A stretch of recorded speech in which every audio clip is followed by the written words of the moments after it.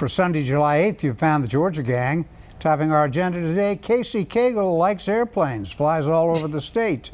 Atlanta's legal bills take another twist, and there's a big protest at Stone Mountain and more to come.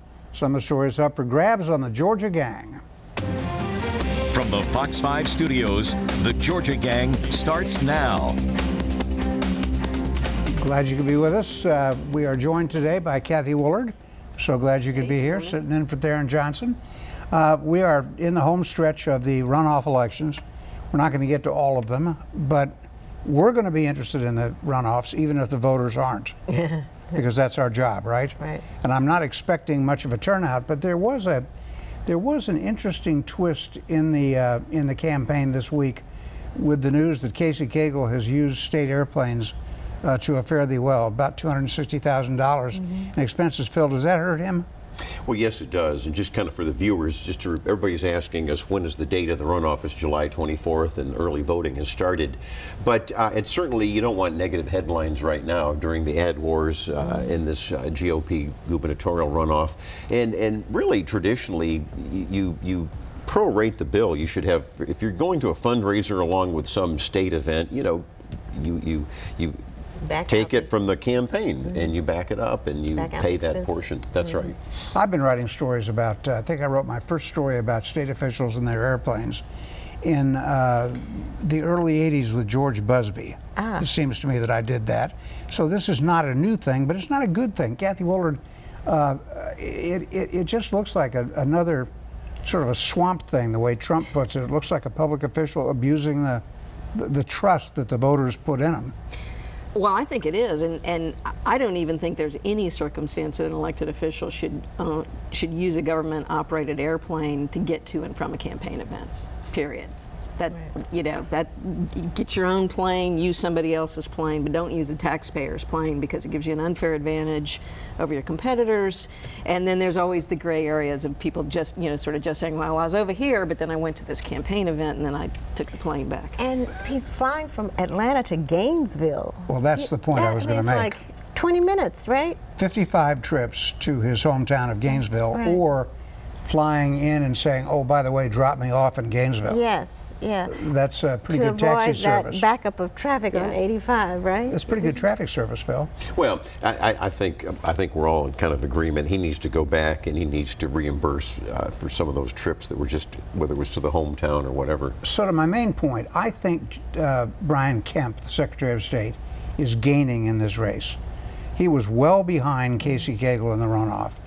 My sense is that his commercials are working with that young man, Jake. Maybe the first one shot people. He put the gun out facing back this time in the right direction. Well, the shotgun is broken and over his shoulder, but it doesn't have that same shock value. But it kind of seems to me that Brian Kemp is showing a sense of humor that maybe voters like. Well, those are very good ads. Now, on the other hand, Cagle has had some hard-hitting ads that are probably chipping away at some areas. Metro Atlanta is going to be the key, I think. We saw a poll, a couple weeks ago we discussed where they seem to be even. I think that Kemp is going to continue to do well in rural areas. You made the point that turnout is going to be tricky on July 24th with a lot of people on vacation. So obviously both are trying to hustle and get their bases out. I think it's still pretty close. Yeah, up until this last week when the news about the airplane, using the state plane came out, I thought Cagle would have it in the bag, but I don't know. Kemp maybe. There's one other factor too, and that is defeated GOP rival Clay Tippins, who was still threatening to maybe bring out more on that tape. You remember several weeks ago that he surreptitiously taped Casey Cagle, and only part of it has ever been released in the media. What else is in there? He's dangling that out still. Yeah, but again, I'm going to stick to my story that he has no credibility with me. Anybody who does what he did, secretly recording a conversation, I mean, a private conversation. He may not have any credibility with anybody. However, it's still what was on the tape. Yeah. I want to make an observation on Cagle, though. His commercials are attempting to do a really interesting thing that you don't often see. They start out with a very issue-oriented. Well, first they start with trying to do three things. First, he starts now with Trump. Then he goes to Governor Deal in the same spot. and talks about the tax cut and all the other great things that they've done. And then, bam, Brian Kemp mucks things up. You have to say that very carefully. And Brian Kemp is incompetent. So you get three things. You've got a Trump appeal, an appeal on the issues, and then a slam of Brian Kemp. I wonder if that works. Oh, yeah. I think negatives always work. People don't like negatives, but they work in all campaigns, and oftentimes they're used early, and then you go positive at the end if you have to. Both of them are giving negatives on one another. Kemp refers to the Kegel scandal and this type of thing. So negatives work, and you're trying to fire up your base, as I say. And he's still using the one with the impersonator or the person who looks like Kemp, and he runs him off the front porch. Yeah, that's still And there, too. that's a very good ad. Yeah, But so they both have pretty good tailored ads with this strategy. But see, I think Kegel's trying to do 3 messages in one ad. I think That's what that's I'm getting very at. difficult for people to keep up with. And and Kemp has picked the right strategy, and he's stuck with it. Right? He's playing to the far right. He's not had to adjust his messaging or who he's trying to get votes for. And Kegel he's got to try to do both. Right? Keep this folks on the right, but then kind of go, to your point, folks in Metro Atlanta. I don't think it works for him. Because Kegel's got to get votes, and as Phil mentioned, Brian Kemp's going to own outstate, it looks like. But maybe that's an overstatement. Kegel carried almost every county, but in the primary. But it's the 6th district, sort of the mother lode of Republicans by sheer numbers. In that belt, and you also in have that other belt from Republican Buckhead runoffs up north. You also have other Republican runoffs, which are going to pump up the vote for who we're trying to figure out in North Fulton and in Cobb and in Gwinnett. Let's real quickly touch on the lieutenant governor's race. The Republicans have a runoff between David Schaefer, the Senate leader, and another legislator, Jeff Duncan. Duncan got a little break this week where he was able to claim credit for the bill that allowed contributions to rural hospitals, and that fund raised $60 million. I was pretty impressed with that. But Duncan isn't on the air. Schaefer isn't either right now, but That's right. I suspect they'll be on the air in the next 2 weeks, huh? I think Duncan has gone far too negative against David Schaefer. You see some mailers that are really vicious, accusing Schaefer of corruption, but there's really no documentation at all. It's just throw something out there, and I think there's a certain point where that turns people off. Yeah, I think it does too. But I do think that, head to head, if you look at Duncan and you look at Schaefer, I think Duncan shapes up to be a better candidate. He's better looking. He's got, he's a former baseball player. He's got this fresh tax credit, and Schaefer's work has always been behind the scenes, so he can't lay public claim to anything he's done, positive or negative. Right. But Schaefer does have the support of the base. I mean, you get 49% of the vote. That's pretty impressive. And Schaefer has run statewide before and has enclaves in all the various cities around the state, which gives him a leg up. So it'll be interesting. Well, he does. He's got the whole party apparatus behind him, such as it is. If you look at the last 20 years of Republican Party history, David Schaefer was there in the trenches, and I think that helps him. Duncan is a relative newcomer. In the Secretary of State's race, a late charge against Republican Brad Raffensperger that he owes taxes and shouldn't be able to run. And That doesn't work. That's just as bad. Thank you, Kathy. It doesn't seem to work. Well, it's just as bad as Stacey Abrams. They're in the corporate same- tax. Just as bad as Nathan These Deal. aren't his No, businesses. no. These aren't his businesses. Plus hers is not that she didn't pay These aren't them. personal liabilities. Well, that's right. Although it's certainly, again, negative headlines certainly don't help a campaign, do they? No. No, they Anyway, but I think David Belle Isle, his opponent, hasn't got much of a campaign.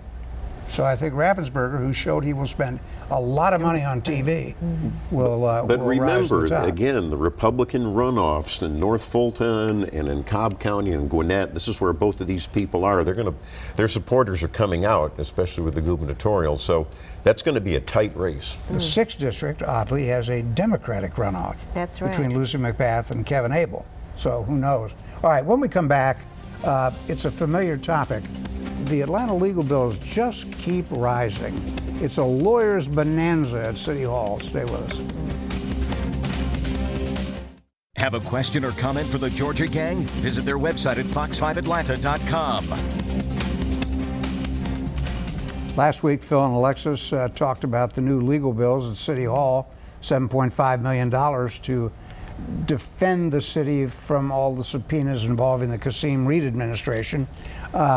was a startling number. I just want to get my own 2 cents in on it. But now we learn that a $40,000 liability is worth $100,000 in legal bills. Alexis? Yeah, that's a bit much. That's not a good return, is it? Not a good return on the investment. However, I think they've taken some steps to rectify that, and they've hired another firm that has a lower rate, hourly rate. $850 an hour Versus- scrapped for $350 an hour. Right. You're talking about the investment. I'm about to back into it, okay. yeah. This is the deal where Kasim Reed was reeling from the allegations that everybody flew first class on a city trip to South Africa, and he was attempting to reimburse the city $40,000, difference between coach and business class, and they laundered the money through a nonprofit corporation. There's no other way to say it. That's true. Invest Atlanta. Invest Atlanta, and its nonprofit arm. And that's not the mission of Invest Atlanta. No, wrote a check to cover the Kasim Reed administration's $40,000. Kathy, do you think saying laundering the money is too strong? Well, you can use those terms. I don't care what it is. It doesn't look good. I think the U.S. Attorney's Office needs to really speed it up a little bit. I know that there's things behind the scenes that they've got to look at, but it is improper in my mind. And I have a real question about that money that was deferred salary payment to the mayor. And the question I'm waiting to see answered is, did he pay taxes on that money for the salary deferral, or did he take it and then use it for his own benefit, in which case I think he should have paid taxes on it. So I think that there's a bunch of questions here, but not to diminish the point that it never should have been done in the first place. Well, by the way, I want to ask you, when you were city council president, I've never asked you this, did you ever fly first class anywhere? No, I don't.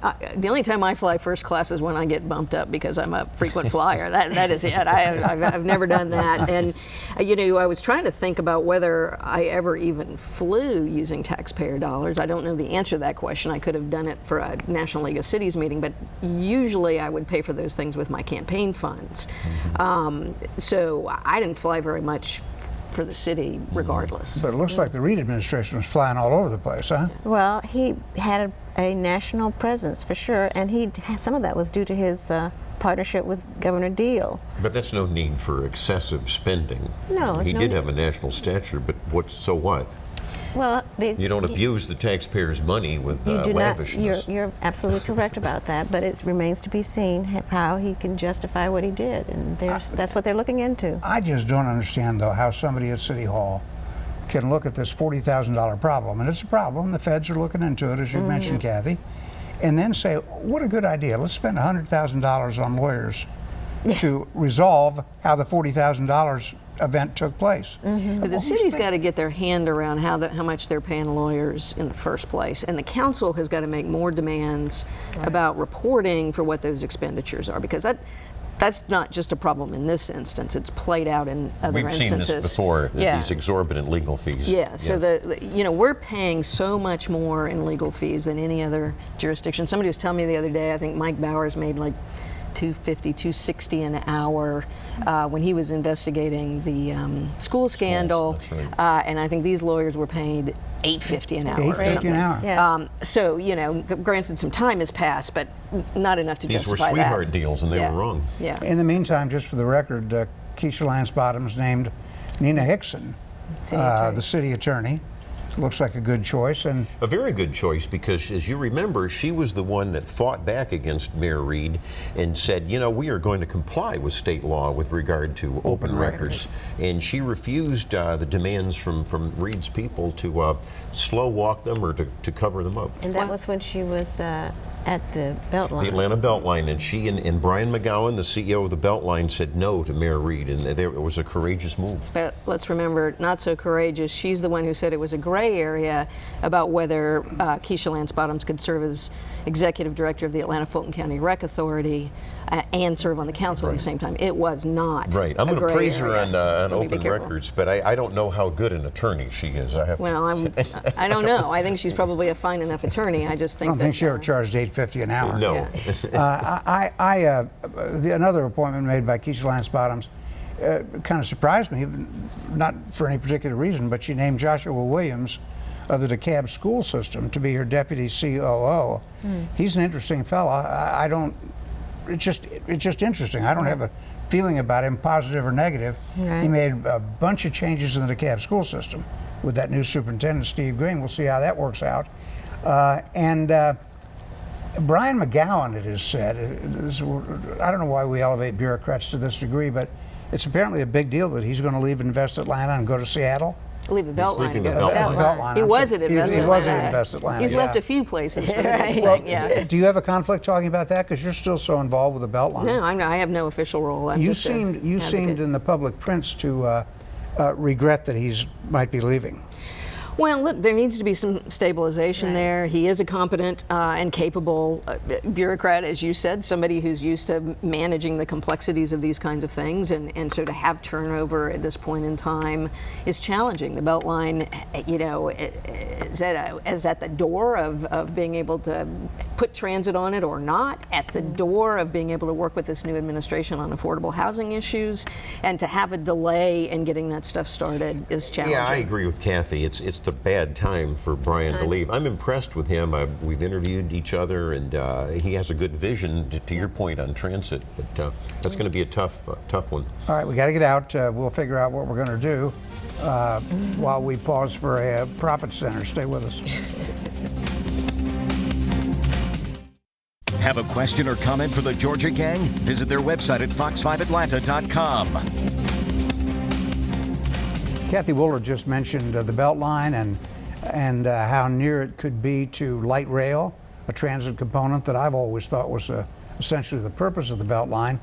And Kathy, you mentioned that you had a little concern that Robbie Ash, the chairman of MARTA, was acting as an attorney for the city of Atlanta in the suit by the DeKalb School Board.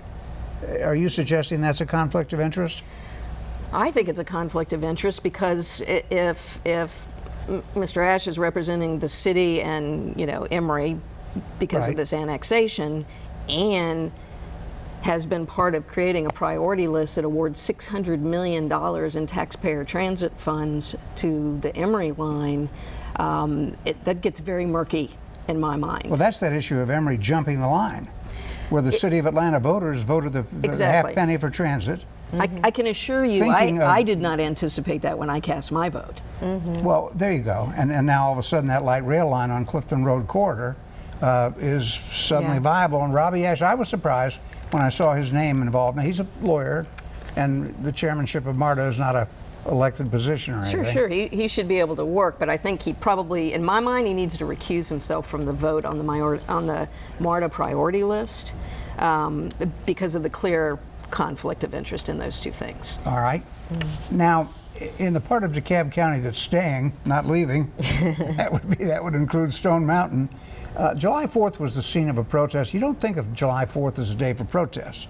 It's a day for parades and celebrations, but Yeah. there was a protest. A group from the Atlanta NAACP marched up Stone Mountain, and their goal, of course, is to sandblast the carvings of the Confederate leaders.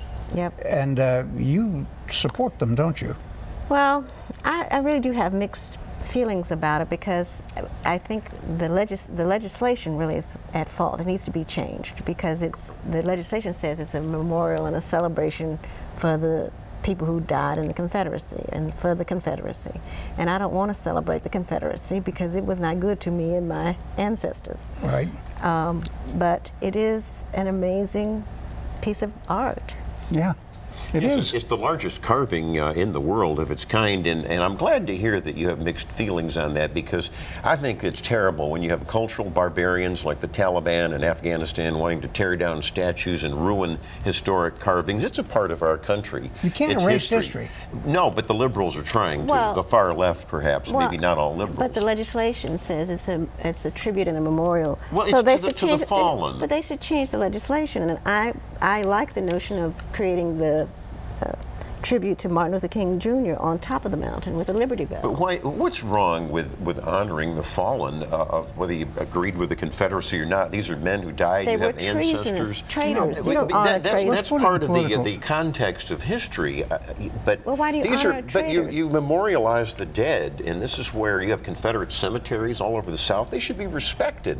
Well, you know, we don't memorialize people who've committed war crimes, and I don't think that that's the Are you appropriate talking about thing. William Sherman when he came down south? We'll stick off The that, war but let me criminal just William let me Sherman? tell you, my friend Ryan Gravel, who we worked on the Beltline together, his idea is that we sandblast or we blast the memorial with seed.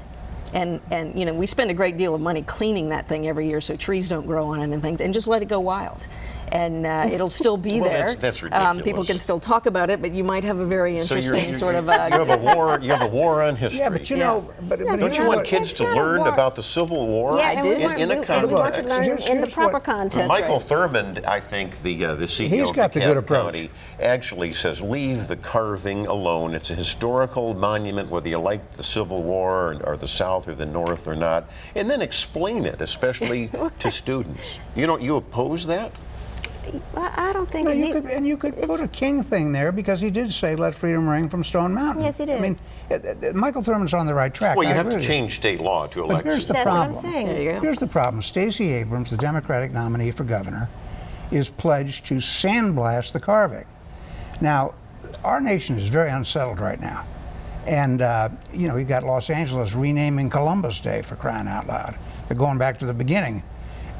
If Stacey Abrams ever tried to sandblast that carving, ever got that through where she could do it, I think you'd have rioting in the streets. Well, I think a lot of Democrats and a lot of people on all perspectives would oppose that. I was just at the U.S. Capitol for the 4th of July, and my family toured, and we saw Rosa Parks, we saw Martin Luther King, we saw Jefferson Davis and Alexander Stephens, the Confederate leaders, and the guides had everything was in context. In fact, the guide said, there's Rosa Parks glaring at Jefferson Davis from across the hallway there. And it was an interesting historical lesson for all of us. So I think this would be the time for state leaders, as you said, to change the law, but also appoint a commission, definitely include people in DeKalb County because that's where it sits, and really start talking about the comprehensive fix to this, Right. And allow citizen input.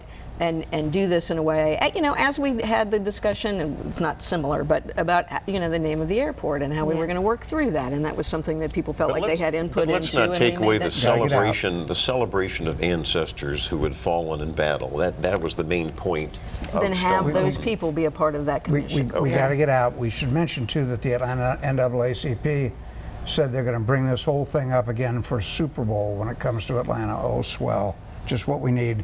All right, when we come back, winners and losers. Time now for the week's winners and losers. I have a great story about him. All right, we're back for winners and losers. And by the way, Phil, thanks for sitting in for me last week. Appreciate it. You're welcome. What you got? Well, I think my winner, again, is John Carson, the state representative from Marietta. It was just last Sunday when we had a new bill, the hands-free driving bill, and it was to battle distracted driving. The state patrol says they gave some warnings and some citations, and John Carson told me just the other day that all reports are that the fatalities are down. And so that's good. And my losers are some of these local boards of elections. Over in Habersham County, you had incumbent Representative Dan Gassaway lost by 67 votes, and then they found out that hundreds of people were voting in the wrong district, so they're going to have a redo, which is very rare. And I think Now we Scott had the same Holcomb thing in Doraville. and Scott Holcomb and Doraville, I was going to say that's a loser there. People, and this has been since 2012, people were voting in the wrong district. That's incredible that these local boards of election, it's not the state, it's the local boards. They're supposed to. And my real loser is that left-wing nut that climbed up on the Statue of Liberty on the 4th of July and ruined it for all of those people from around the country and my. around the world. They had to close the And thing. what was the reason she totally was up there? irresponsible. Oh, she wants open borders. That was the Actually, reason. I she knew put you up would the like that. banner saying that she wants ICE abolished. crazy. All right, Kathy. Well, just to take off on that in the opposite direction, as you can imagine, is I think the big loser in this week, in the last couple weeks, is U.S. soft power. We've been reprehensible, we've been unpredictable, reprehensible in terms of separating children from their parents at the border, and unpredictable with the tariff increase, particularly with Canada. I mean, our friends to the north, who are about the only friends we can count on every single time. Ripping us off. I think we probably rip off in equal portions. I think that this is going to snap back and hurt us tremendously, both of these things. All right, Alexis. Okay, I'm going to celebrate the Peachtree Road Race. We had a record number of attendants, and nobody died or had a heart attack, but it was a wonderful day of celebration, and the mayor ran in the Peachtree Road Race, Keisha Lance Bottom, so congratulations to her. Good for her. And I'm going to, Nina Hickson, I'm going to congratulate her and give the city attorney. Okay. Yeah. All right, well, I want to salute America. Dunwoody's parade, the July 4th parade, the largest in the state this year, drew a record 35,000 people to Mount Vernon Road in Dunwoody, a huge parade. The people missing were Lieutenant Governor Casey Cagle, Secretary of State Brian Kemp, and Stacey Abrams. They missed out on the biggest event in the state on the 4th of July. But their people were there. Well, their people were there, but we're checking to see that they paid their entry fee. Okay. Read about that in the Crier next week. Okay, see you next week on the Georgia Gang. The opinions expressed in this broadcast are those of the panelists appearing in this program.